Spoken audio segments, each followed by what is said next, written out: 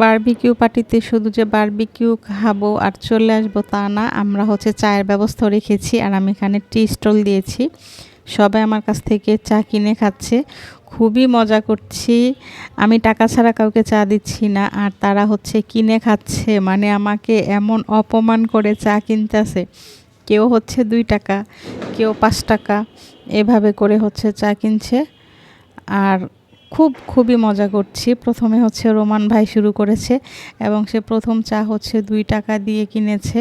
তারপরে আমার হাজব্যান্ড, সে হচ্ছে 20 টাকা দিয়ে, তো সে হচ্ছে আবার 20 টাকা দিয়েছি, স্পেশাল চা লাগবে তার, মশলা চা, লেবু দিয়েছি, আদা দিয়েছি। তারপরও বলতেছে 20 টাকা নাকি আরও ভালো চা পাওয়া যায়।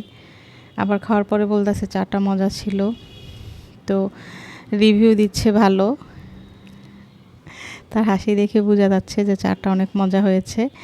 আর এদিকে রোমান ভাই বলতেছে আবার চা নেবে সে, ওই যে সে 2 টাকা দিয়েছে। এরপরে উনি কয়েকবার চা খেয়েছে। আর এই যে এসে বলতেছে যে লাল চায়ের দাম কম, লাল চা 2 টাকা কাপ। তাকে যে চিনি দিয়েছি সেটা সে করতেছে না, মূল্যায়ন করতেছে না, মানে এত ফান করতেছে। আসলে রোমান ভাই অনেক ফানি একজন মানুষ, অনেক মজার মানুষ, মন মানসিকতা অনেক ভালো। এরকম মানুষের সাথে হচ্ছে আসলে ফান করতে ভালো লাগে। আর দাদা হচ্ছে নতুন একটা 5 টাকার নোট দিয়েছে। দাদা হচ্ছে চা খাচ্ছে শুধুমাত্র লিকার, লেবুও না, আদা, তারপরে চিনি, কোনো কিছু না, শুধু লিকার। তো দাদা 5 টাকা দিয়েছে। দাদা বলতেছে চায়ের টেস্ট অনেক ভালো।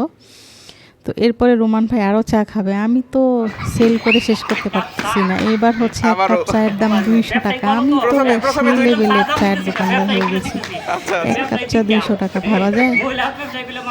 এবং সে বলতেছে সে নাকি মহিলা কাস্টমার, মানে মহিলা দোকানদার দেখে হচ্ছে বেশি টাকা দিচ্ছে। এটা শোনার পর থেকে আমার আরও হাসি পাচ্ছিল।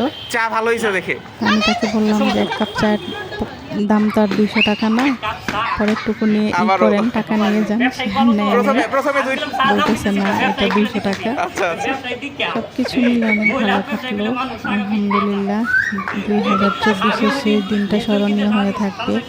আমার খুব কাছের মানুষগুলোর সাথে ভালো সময় কাটালাম, সেই সাথে অনেক ফান করলাম। ভালো থাকবেন সবাই, আল্লাহ হাফেজ। আর এই যে হচ্ছে এটা আমার চা বিক্রি করার টাকা, সব মিলিয়ে এই টাকা